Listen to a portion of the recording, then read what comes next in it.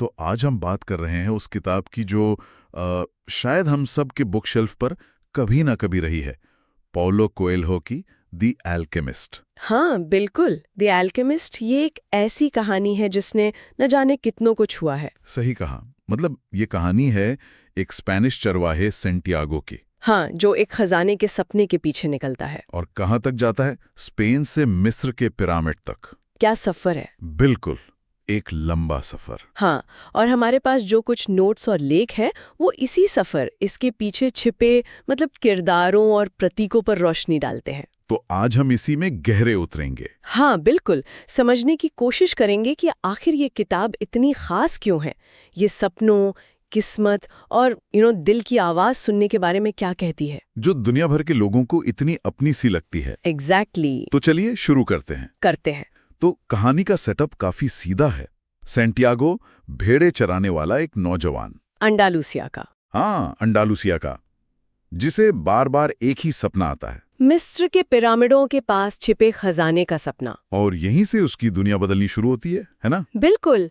पहले वो एक जिप्सी औरत के पास जाता है सपने का मतलब पूछने। हाँ, और फिर उसे मिलता है वो रहस्यमयी बूढ़ा आदमी मेल्किजेडेक, जो खुद को सालेम का राजा बताता है। वो उसे हौसला देता है और खासकर वो उसे पर्सनल लेजेंड या व्यक्तिगत भाग्य के विचार से मिलवाता है। हाँ, कि हर इंसान की अपनी एक खास मंजिल होती है जिसे पाना ही उसका असल मकसद है। ये बहुत पावरफुल आइडिया है तो।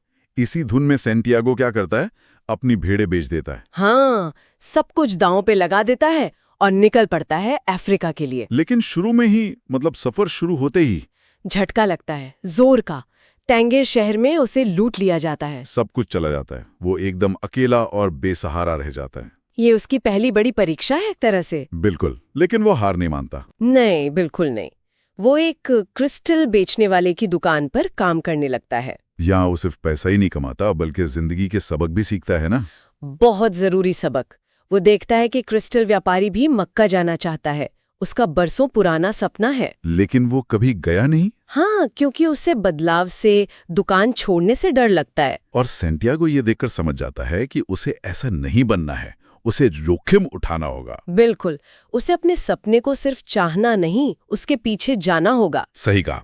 तो वो पैसा जमा करता है और फिर रेगिस्तान पार करने वाले एक कारवां के साथ हो लेता है। यहीं उसकी मुलाकात उस अंग्रेज से होती है। हाँ, वो अंग्रेज जो किताबों में एल्केमी के राज ढूंढ रहा है। ये बड़ा दिलचस्प कंट्रास्ट है। अंग्रेज पढ़कर सीखना चाहता है और सेंटियागो दुनिया को देखकर, अनुभव से सीख रहा है। किताबी ज्ञान बनाम तजुर्बा। हाँ, तो ये कारवां उन्हें कहाँ ले जाता है? अल-फयूम, रेगिस्तान के बीच में एक नखलिस्तान, एक ओएसिस, हरी भरी जगह। और इसी नखलिस्तान में दो अहम बातें होती हैं। एक तो उसे फातिमा मिलती है, हाँ, जिससे उसे प्यार हो जाता है, और दूसरी उसे पता चलता है कि यहीं इसी नखलिस्तान में एक महान एल्केमिस्ट रहता है। अच्छा, तो यहाँ कहानी और गहराती है। हाँ, और यहाँ सेंटियागो का एक नया रूप सामने आता है। वो सिर्फ चल नहीं रहा, वो अब इशारे पढ़ना सीख रहा है। ओमेन्स, जैसे वो बाज वाली घटना। बिल्कुल। वो उड़ते हुए बाजों को देखकर भविष्यवाणी करता है कि नखलिस्तान पर हमला होने वाला है। और उसकी भविष्यवाणी सच निकलती है। उसकी वजह से नखलिस्तान बच जाता है। और ये बात उस रहस्यमयी एल्केमिस्ट तक पहुंचती है। तो एल्केमिस्ट को उसमें कुछ खास दिखता है। हाँ, एल्केमिस्ट समझ जाता है कि ये लड़का आम नहीं है, ये अपने पर्सनल लेजेंड के रास्ते पर है और दुनिया की भाषा समझने लगा है। तो एल्केमिस्ट उसका गुरु बन जाता है एक तरह से। हाँ, वो उसे आगे का रास्ता दिखाने का, पिरामिड तक ले जाने में मदद करने का फैसला करता है। लेकिन एक मिनट, फातिमा का क्या? उनका प्यार? यहीं फातिमा का किरदार बहुत अहम हो जाता है। वो सेंटियागो को जाने के लिए कहती है। जाने के लिए? क्यों? उसका मानना है कि सच्चा प्यार कभी किसी को उसके सपने, उसके पर्सनल लेजेंड को पूरा करने से नहीं रोकता। वो कहती है कि रेगिस्तान की औरतें इंतजार करना जानती हैं। वाह वाह, मतलब प्यार जो बांधता नहीं, आजाद करता है। बिल्कुल, ये बहुत गहरा मैसेज है। तो खैर, तो अब सेंटियागो अल्केमिस्ट के साथ आगे बढ़ता है। हाँ, और ये सफर और भी खतरनाक है। रेगिस्तान में लड़ाई चल रही है और उन्हें कबीले वाले पकड़ लेते हैं। हाँ, उन्हें पकड़ लिया जाता है। अब क्या होगा? अब अल्केमिस्ट एक चाल चलता है। वो कबीले के सरदार से कहता है कि सेंटियागो बहुत शक्तिशाली है। कितना शक्तिशाली? इतना कि वो 3 दिन में खुद को हवा में बदल सकता है। क्या बात कर रही हैं? सेंटियागो हवा में? उसे तो पता भी नहीं होगा कैसे करते हैं। बिल्कुल नहीं पता था। वो तो घबरा जाता है, ये उसकी सबसे बड़ी, सबसे मुश्किल परीक्षा थी। 3 दिन का वक्त? हाँ, 3 दिन। इन तीनों दिनों में वो डेज़स्परेटली कोशिश करता है, वो रेगिस्तान से बात करता है, हवा से, सूरज से। और आखिर में? आखिर में वो शक्ति से बात करता है जिसे किताब में दुनिया की आत्मा या सोल ऑफ द वर्ल्ड कहा गया है। वो कायनात की वो ऊर्जा जो सबको जोड़े हुए है। और क्या वो सच में हवा बन जाता है? हाँ, वो सफल होता है। वो प्रकृति और उस दिव्य शक्ति के साथ एक हो जाता है। ये तो कमाल है। मतलब ये सिर्फ कोई ट्रिक नहीं थी, ये एक आध्यात्मिक उपलब्धि थी। बिल्कुल। उसने अपने अंदर के डर पर जीत हासिल की। उसने समझ लिया है कि सब कुछ एक ही चेतना का हिस्सा है। और कबीले वाले? वो डर जाते हैं और उन्हें जाने देते हैं। चलो, जान बची। तो आखिरकार वो पिरामिड पहुंचता है, इतनी मुश्किलों के बाद। हाँ, आखिरकार। लेकिन कहानी यहाँ खत्म नहीं होती। नहीं, उसे खजाना मिल जाता है। जैसे ही वो पिरामिड के पास खुदाई शुरू करता है, उसे लुटेरे पकड़ लेते हैं। फिर से? अरे यार। हाँ, और इस बार वो उसे बुरी तरह पीटते हैं, उसका सारा सोना छीन लेते हैं। लगता है कि बस अब सब खत्म। तो सपना झूठा था, इतनी मेहनत बेकार।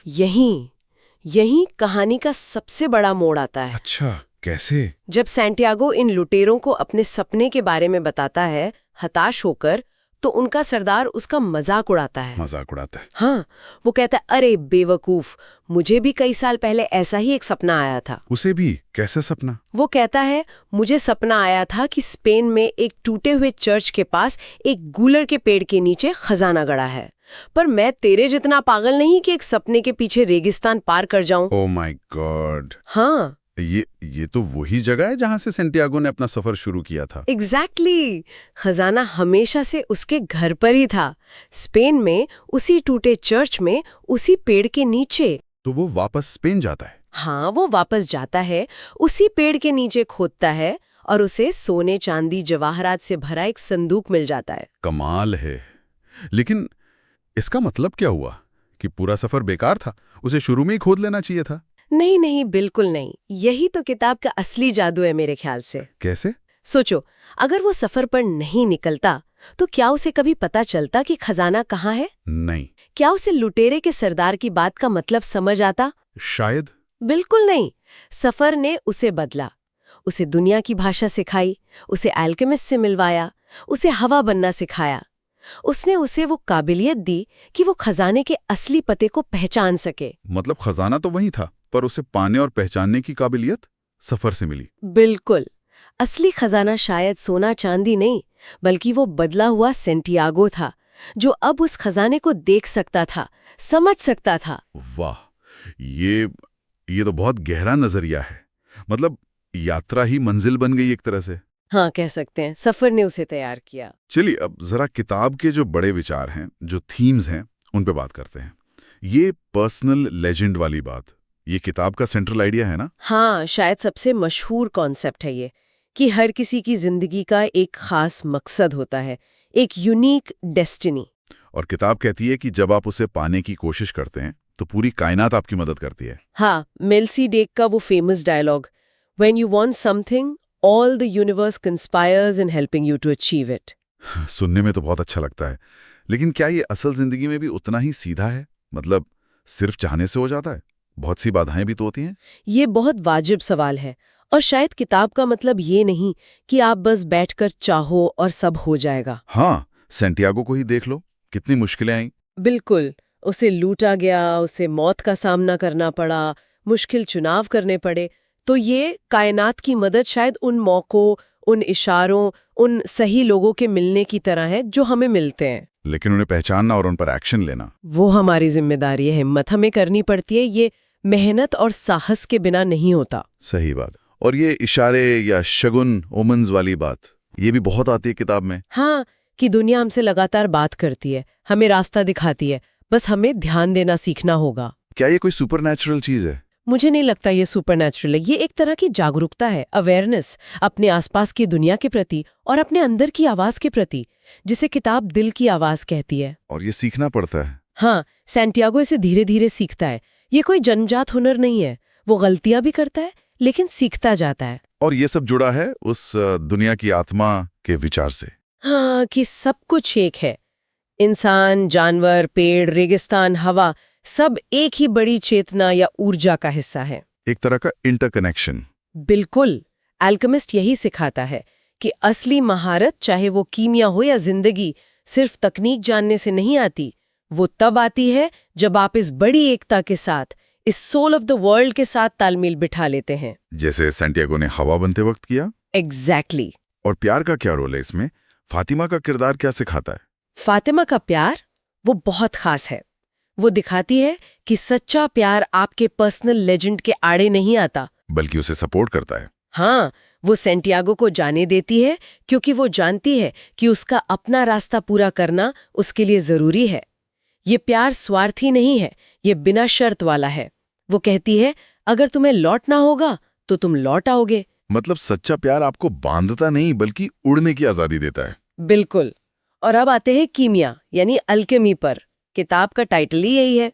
हाँ, क्या ये सिर्फ शीशे को सोना बनाने के बारे में है? लगता तो नहीं, हालांकि किताब में असली कीमिया का जिक्र है। एल्केमिस्ट जानता है ये सब, पर जोर शायद अंदरूनी बदलाव पर ज्यादा है। सिंबॉलिक है मतलब? हाँ, बहुत हद तक। शीशे को सोने में बदलना यहाँ एक प्रतीक है। किस चीज का प्रतीक? अपने अंदर की कमियों, डर, शक, बुरी आदतों, ये सब मानो आध्यात्मिक शीशा हैं। इनको हिम्मत, यकीन, ज्ञान, समझ और साहस यानी आध्यात्मिक सोना में बदलने का। तो सैंटियागो का पूरा सफर ही एक कीमियाई प्रक्रिया है। बिल्कुल। वो सफर उसे ट्रांसफॉर्म कर देता है। वो एक साधारण, थोड़े डरपोक चरवाहे से एक आत्मज्ञानी, साहसी इंसान बन जाता है। यही असली एल्केमी है। कमाल है। तो ये किरदार भी बहुत मायने रखते हैं फिर। सैंटियागो तो है ही जिसके साथ हम ये सफर करते हैं, लेकिन बाकी जैसे मेल्किजेडेक। मेल्किजेडेक एक उत्प्रेरक है, कैटलिस्ट। वो सैंटियागो को पहला धक्का देता है, उसे पर्सनल लेजेंड का आइडिया देता है और यकीन दिलाता है कि सपना पूरा हो सकता है। वो एक तरह से उम्मीद जगाता है। और एक वो क्रिस्टल व्यापारी, मुझे वो हमेशा बड़ा दुखद सा लगता है। हाँ, क्योंकि वो हम में से कई लोगों की कहानी है शायद। वो डर के कारण अपने सपनों को दबा देता है, वो कंफर्ट जोन में फंस गया है और बदलाव से घबराता है। वो एक चेतावनी जैसा है। बिल्कुल, कि अगर हमने अपने सपनों का पीछा नहीं किया तो हम भी वैसे ही बन सकते हैं, अधूरे। और वो अंग्रेज जो सिर्फ किताबों में जवाब ढूंढ रहा था, वो किताबी ज्ञान की सीमा दिखाता है। सिर्फ पढ़ना काफी नहीं है, ज्ञान को अमल में लाना, उसे अनुभव करना जरूरी है। हाँ, सैंटियागो अनुभव से सीखता है। जबकि अंग्रेज सिर्फ जानकारी जमा करता रह जाता है। बाद में अल्केमिस्ट भी उसे यही कहता है कि पढ़ना बंद करो और खुद सोना बनाने की कोशिश करो। फातिमा धैर्य और बिना शर्त प्यार का प्रतीक हुई। और अल्केमिस्ट तो गुरु है, मेंटोर। वो सैंटियागो को असली ज्ञान देता है। दुनिया की भाषा, दिल की आवाज, हिम्मत, सादगी, ये सब सिखाता है। वो दिखाता है कि सच्ची ताकत बाहरी चीजों में नहीं, अंदरूनी समझ और यूनिवर्स के साथ कनेक्शन में है। और मिलकर कहानी को बहुत रिच बनाते हैं, जिंदगी के अलग अलग पहलू दिखाते हैं। सही बात है। हर किरदार एक अलग नजरिए या जिंदगी के एक अलग स्टेज को दिखाता है। अब जरा कोयलो के लिखने के अंदाज पर बात करें। बहुत सीधी सादी भाषा है, लेकिन बातें गहरी हैं। हाँ, उनकी स्टाइल बहुत सरल है, जैसे कोई दृष्टांत या पैराबल सुना रहा हो। छोटे छोटे अध्याय और हर अध्याय में कोई ना कोई गहरी बात, कोई सूक्ति। ऐसा लगता है जैसे कोई पुरानी लोक कथा या फेबल पढ़ रहे हो। बिल्कुल। और इसी सादगी की वजह से ये जटिल आध्यात्मिक विचार भी आम पाठक तक पहुंच जाते हैं, उन्हें बोझिल नहीं लगते। और रेगिस्तान का रोल, वो सिर्फ बैकग्राउंड नहीं है ना? नहीं, बिल्कुल नहीं। रेगिस्तान यहाँ एक किरदार जैसा है। वो एक तरह से सब फालतू चीजें हटा देता है, जिंदगी को उसकी बेसिक जरूरत पर ले आता है और आपको अपने अंदर झांकने पर मजबूर करता है। हाँ, वो मुश्किलों, परीक्षाओं और शुद्धि का प्रतीक है। रेगिस्तान की खामोशी में ही सैंटियागो अपने दिल की आवाज और दुनिया के इशारे ज्यादा साफ सुन पाता है। किताब में बार बार सपने, इशारे, वो एमरल्ड टैबलेट और मास्टर वर्क का जिक्र आता है। ये क्या है? ये सब कहानी को एक रहस्यमयी, मिथकीय टच देते हैं। ये दिखाते हैं कि सैंटियागो का सफर सिर्फ बाहरी नहीं, बल्कि एक गहरा आध्यात्मिक सफर भी है। ये प्राचीन ज्ञान और यूनिवर्स के रहस्यों की तरफ इशारा करते हैं, कहानी को टाइमलेस बनाते हैं। और सिंबल्स, प्रतीक, जैसे खजाना खुद। खजाना वो बाहरी लक्ष्य है जो सैंटियागो को अंदरूनी खोज पर ले जाता है। और उसका घर पर ही मिलना? हाँ, ये क्या दिखाता है? ये दिखाता है कि असली दौलत शायद बाहर नहीं बल्कि अपने अंदर के बदलाव से आती है, उस काबिलियत से कि हम अपने आसपास की चीजों का, अपनी जड़ों का असली मूल्य समझ सकें। जब हम बदल जाते हैं तो हमें वही चीजें नजर आने लगती हैं जो पहले नहीं दिखती थी। रेगिस्तान परीक्षा का प्रतीक हुआ और वो गूलर का पेड़ टूटे हुए चर्च में, वो पेड़ कहानी को पूरा करता है, एक सर्कल कंप्लीट करता है। वो दिखाता है कि पवित्रता या दिव्यता कहीं भी मिल सकती है, एक बहुत ही साधारण जानी पहचानी जगह पर भी। वो शुरुआत और अंत को जोड़ता है। जहां से सफर शुरू हुआ वही मंजिल मिली, लेकिन एक बदले हुए इंसान के साथ। तो इस सब का सार क्या है? मतलब अगर एक लाइन में कहना हो तो किताब क्या कहती है? मेरे ख्याल से ये कहती है कि एक सार्थक जिंदगी जीने के लिए अपने दिल की सुनो, अपने सपनों, अपने पर्सनल लेजेंड का पीछा करो, चाहे रास्ता कितना भी मुश्किल क्यों ना हो। और रास्ते में मिलने वाले इशारों पर ध्यान दो। हाँ, उन पर ध्यान दो, उनसे सीखो और यकीन रखो कि अगर आप हिम्मत, विनम्रता और प्यार से कोशिश करते हो तो मुश्किलें आपको तोड़ेंगी नहीं बल्कि मजबूत बनाएंगी। और कायनात भी आपका साथ देगी। और असली सोना फिर क्या हुआ? असली सोना वो इंसान है जो आप उस सफर के दौरान बन जाते हैं। वो समझ, वो हिम्मत, वो दुनिया को देखने का नया नजरिया, वो कनेक्शन जो आप महसूस करते हैं।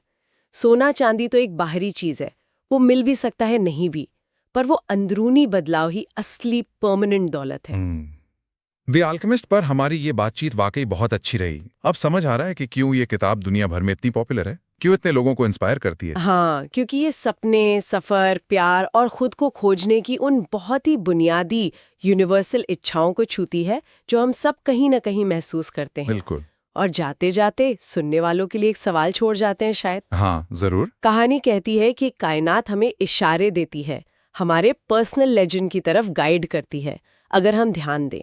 तो सोचने वाली बात यह है कि हमारी अपनी रोजमर्रा की जिंदगी में भाग दौड़ में क्या ऐसे कोई इशारे, कोई मौके हैं जिन्हें हम शायद नजरअंदाज कर रहे हैं? क्या हम अपने दिल की आवाज सच में सुन पा रहे हैं, या वो बाहर के शोर में कहीं दब गई है?